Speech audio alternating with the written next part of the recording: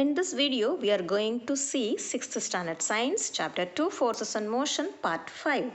Periodic and non-periodic motions. Take the case of the hour hand of a clock. In one day, it makes 2 rounds. Look at a bouncing ball.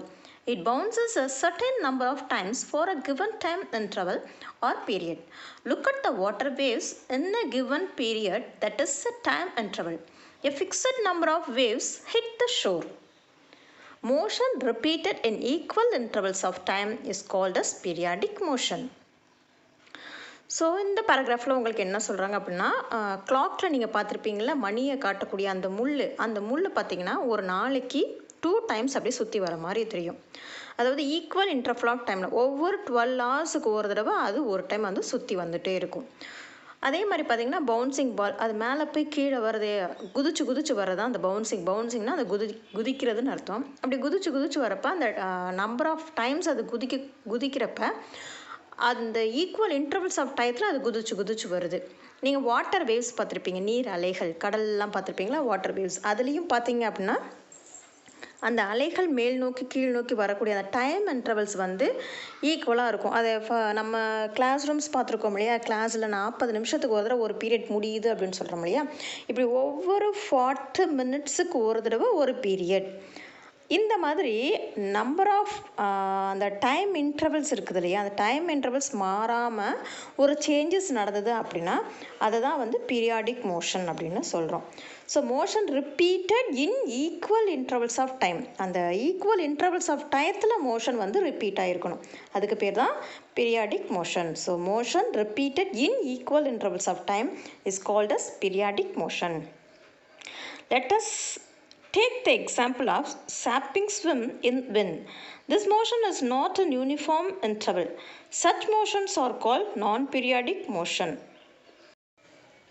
காற்றுல அசைஞ்சு ஆடக்கூடிய ஊஞ்சலை பார்த்துருப்பீங்க நீங்கள், அதோட motion பார்த்திங்கன்னா periodic மோஷனாக இருக்காது. அதுக்கு ஒரு யூனிஃபார்ம் இன்டர்வல் வந்து இருக்காது, டைம் இன்டர்வல் வந்து கரெக்டாக இருக்காது. அதனால அது வந்து யூனிஃபார்ம் மோஷன் கிடையாது, அது வந்து நான் பீரியாடிக் மோஷனாக இருக்கும். So can you notice an interesting fact? Do you notice that all oscillatory motions are periodic, but not all periodic or oscillatory? Oscillatory motions பார்த்துருக்கீங்களா, முன்னாடி பின்னாடி போகக்கூடிய மோஷன்ஸை வந்து oscillatory motions, to and fro motion தான் வந்து oscillatory மோஷன்ஸ்னு பார்த்துருப்போம். இந்த oscillatory motion எல்லாமே பார்த்திங்கன்னா பீரியாடிக் மோஷன் தான், but not all periodic are oscillatory. So oscillatory motion எல்லாமே பீரியாடிக்காக தான் இருக்கும், அதாவது முன்னாடி பின்னாடி போகக்கூடியது எல்லா அந்த டூ அண்ட் ஃப்ரோ மோஷன்ஸ் எல்லாமே பார்த்திங்கன்னா பீரியாடிக்காக தான் இருக்கும், கரெக்டான டைம் இன்டர்வலில் தான் அது மூவ் ஆகும். ஆனால் எல்லா பீரியாடிக் மோஷனும் ஆசிலேட்டரி மோஷனாக இருக்கணுன்ற அவசியம் கிடையாது. எல்லா பீரியாடிக் மோஷனும் பார்த்திங்கன்னா ஆசிலேட்டரி மோஷனாக இருக்கணுன்ற அவசியம் கிடையாது. அதுக்கு ஒரு எக்ஸாம்பிள் இவங்களே கொடுத்துருக்காங்க, அதை பார்த்துட்டு சொல்லுவோம். ஒரு valuation of the moon around the earth is periodic but not oscillatory. However, the children playing in a swing is both periodic and oscillatory. பூமியை சுற்றி வரக்கூடிய மூன் பார்த்துருப்பீங்க, அது வந்து பீரியாடிக் மோஷன் தான், ஆனால் அது ஆசிலேட்டரி மோஷன் கிடையாது. 14 days ஒன்ஸ் பார்த்திங்கன்னா பௌர்ணமி வரும், அது அடுத்த 14 டேஸில் பார்த்திங்கன்னா அமாவாசை வரும். இப்படி 14 டேஸ்க்கு ஒரு தடவை அமாவாசையும் பௌர்ணமி மாறி மாறி வருது. அது காரணம் என்ன, பூமியை வந்து சந்திரன் வந்து சுற்றுறது தான் காரணம். இப்படி 14 days ஒன்ஸ் கரெக்டாக அந்த மோஷன் நடக்கிறதுனால இதை வந்து பீரியாடிக் மோஷன்னு சொல்லலாம். ஆனால் இந்த இடத்துல வந்து டூ அண்ட் ஃப்ரோ மோஷன் கிடையாது. So this is not oscillatory motion.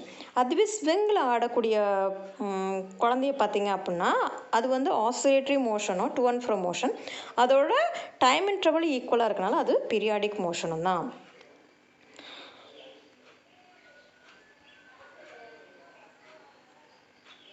Look at the tall tree. When the wind is gentle, its branches are dancing slowly.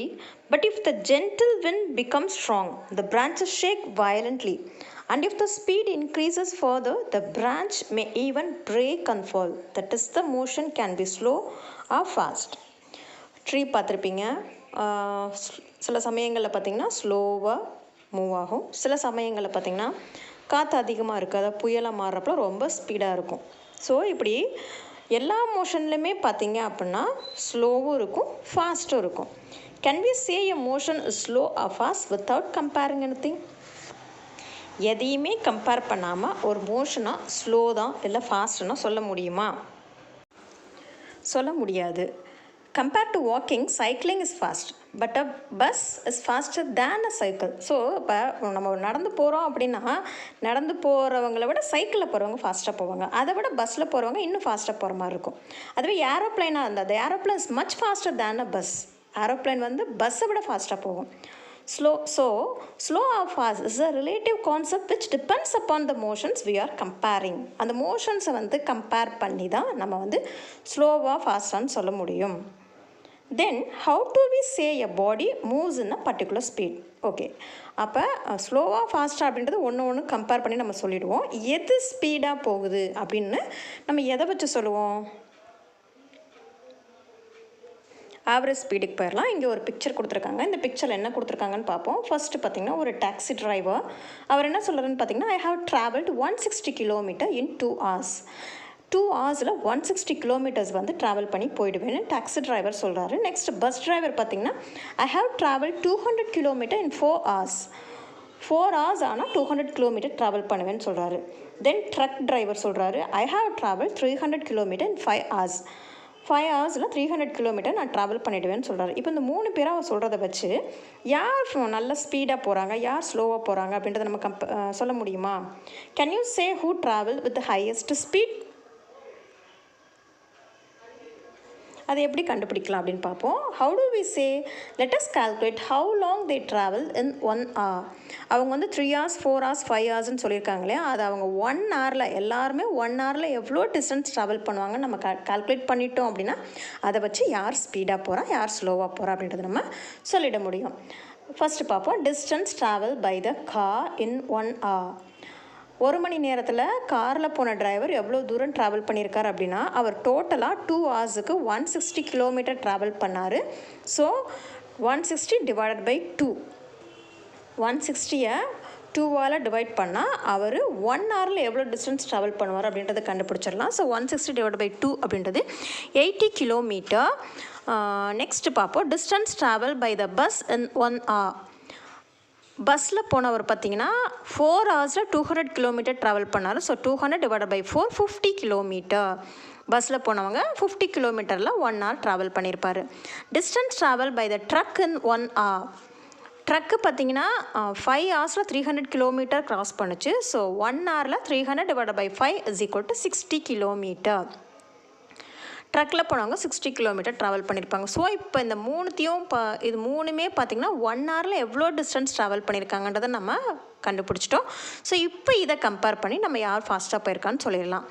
யார் ஃபாஸ்ட்டாக போயிருக்கா? காரில் போனவங்க பார்த்திங்கன்னா 1 hourல பார்த்திங்கன்னா 80 கிலோமீட்டர் போயிட்டாங்க. ஸோ அவங்க தான் ஃபாஸ்ட்.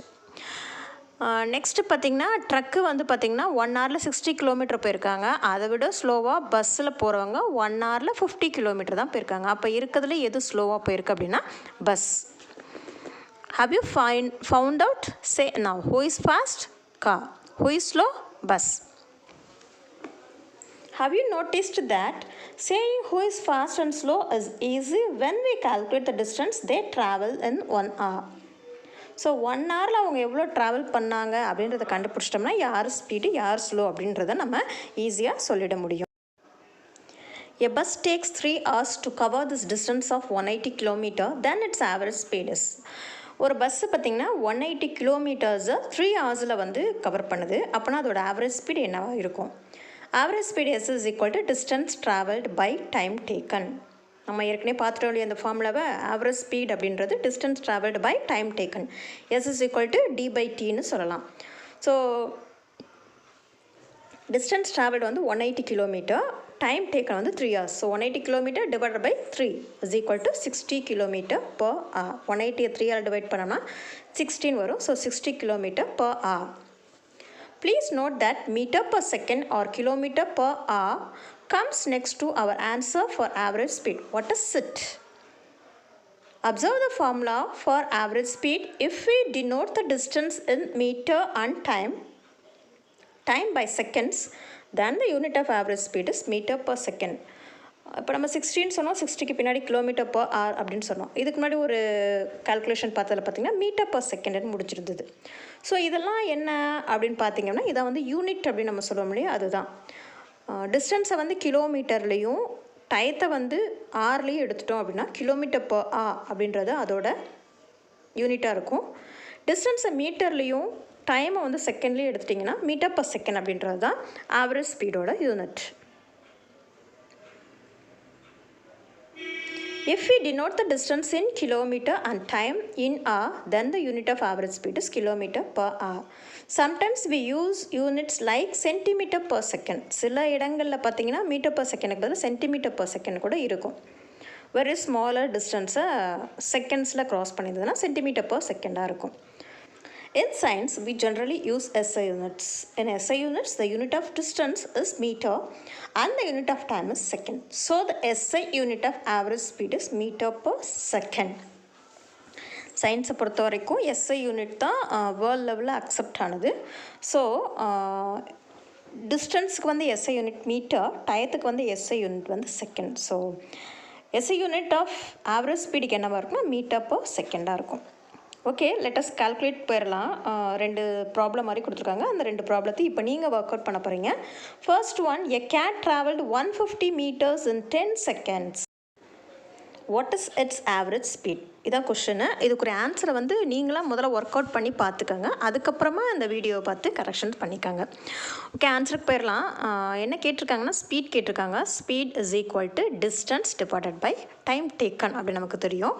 டிஸ்டன்ஸ் எவ்வளோ கவர் பண்ணியிருக்குன்னு கொடுத்துருக்காங்கன்னா 150 meters. So 150 meters divided by time வந்து 10 seconds divided by 10 seconds. 150 divided by 10 cross it பண்ணோம் அப்படின்னா நமக்கு 15 meter per second அப்படின்னு நமக்கு கிடச்சிருக்கு. So it's average speed is 15 meter per second. Second question, Priya ride her bicycle 40 km in 2 hours. What is her average speed? So average speed is equal to distance divided by time. Distance எவ்வளோ எடுத்திருக்கா 40 km divided by எவ்வளோ மணி நேரத்தில் அந்த 40 km போயிருக்கான்னா 2 hours.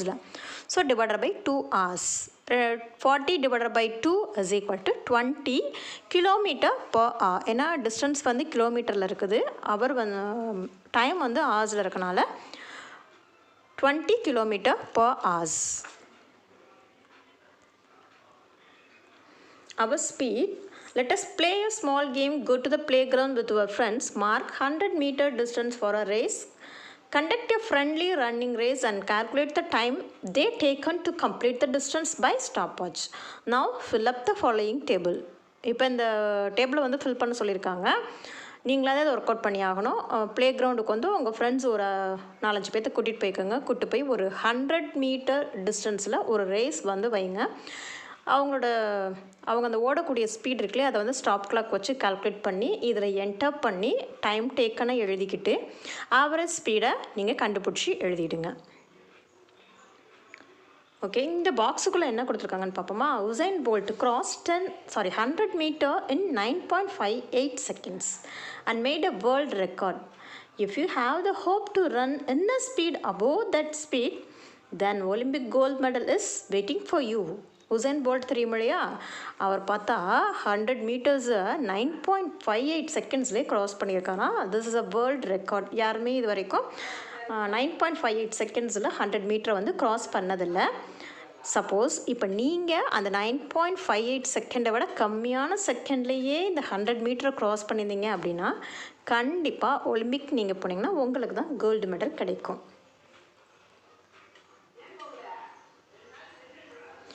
If you know the speed and time taken by the object travelled, then we can compute how much distance it had travelled.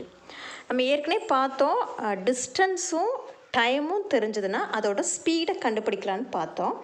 இப்போ இங்கே என்ன சொல்கிறாங்கன்னா டிஸ்டன்ஸ் ட்ராவல்டும் இங்கே என்ன சொல்கிறாங்கன்னா ஸ்பீடும் டைமும் தெரிஞ்சதுன்னா அந்த ஆப்ஜெக்ட் எவ்வளோ டிஸ்டன்ஸ் ட்ராவல் பண்ணியிருக்கு அப்படின்றத நம்மளால் கண்டுபிடிக்க முடியும்னு சொல்கிறாங்க. Speed is equal to distance travelled by time taken. இது நமக்கு தெரிஞ்ச formula S is equal to d/t. இதில் வந்து நமக்கு d வேணும் அப்படின்னா அந்த கீழே இருக்க டீயை வந்து கிராஸ் மல்டிப்ளிகேஷன் பண்ணால் கிடச்சிரும். அதாவது S into t is equal to d ஆயிரும். அதாவது distance travelled is equal to speed into டைமாக மாறிடும். If a ship travel at a speed of 50 km per hour and it sailed for 5 hours, how much distance it had traveled? இங்கே ஒரு calculation கொடுத்துருக்காங்க. என்ன அப்படின்னா, ஒரு ஷிப்பு வந்து பார்த்திங்கன்னா 1 ஹவரில் வந்து 50 கிலோமீட்டர் வந்து ட்ராவல் பண்ணுது அப்படின்னா, அதாவது 50 கிலோமீட்டர் per hour அப்படின்றது அதோட ஸ்பீட் அப்படின்னா, 5 ஹவர்ஸில் அதோட ஸ்பீட் இது அப்படின்னா அதோட டிஸ்டன்ஸ் எவ்வளோ அப்படின்னு கேட்டிருக்காங்க. நமக்கு எஸ் என்ன கொடுத்துருக்காங்கன்னா 50 கிலோமீட்டர் per hour, டைம் வந்து 5. ஸோ நம்ம கண்டுபிடிக்க வேண்டியது distance. Distance D is equal to S into T. S எவ்வளோ 50, டைம் வந்து 5. ஸோ இதை நடத்தி மல்டிப்ளை பண்ணோம் அப்படின்னா டோட்டல் டிஸ்டன்ஸ் ட்ராவல்டு நமக்கு கிடச்சிரும். 50 × 5 250 kilometre.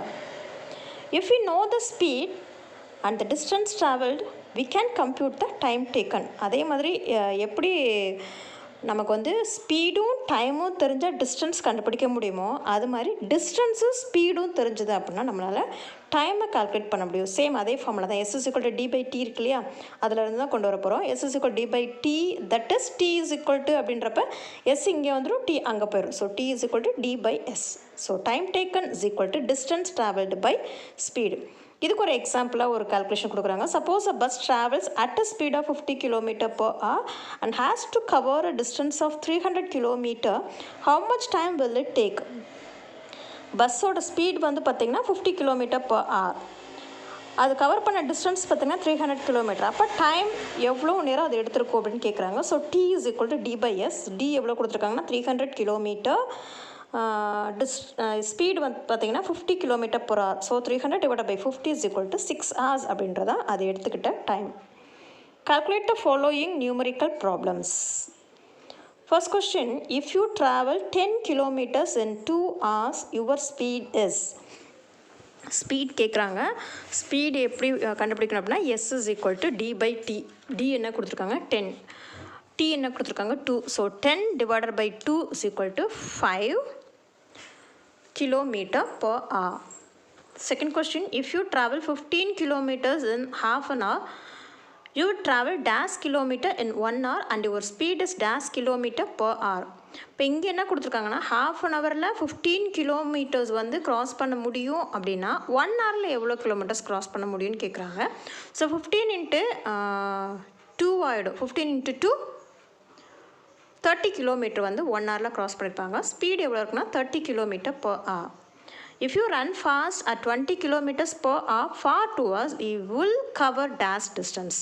So distance is equal to S into டின்னு பார்த்தோம். எஸ் 20 km, டைம் வந்து 2. So 20 × 2 40 km.